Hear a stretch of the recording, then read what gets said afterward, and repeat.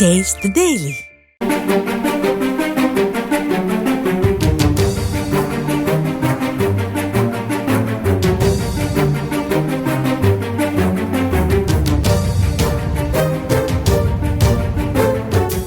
மாமல்லபுரம் அருகே வட நெம்மேலியில் உள்ள இருளர் பாம்பு பிடிப்போர் தொழில் கூட்டுறவு சங்கம் கடந்த 3 ஆண்டுகளில் பெற்ற 1807 கிராம் பாம்பு விஷத்தை விற்பனை செய்து 2 கோடி ரூபாய் லாபம் ஈட்டியுள்ளதாக அந்த நிர்வாகம் தெரிவித்துள்ளது.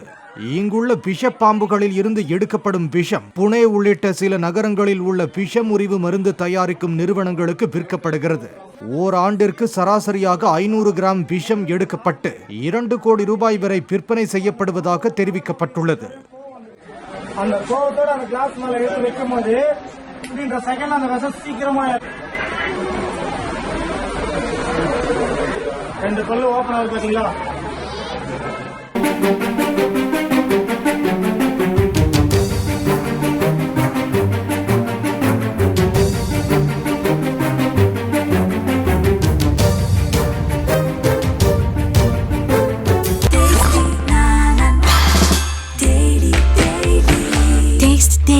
Taste the Daily.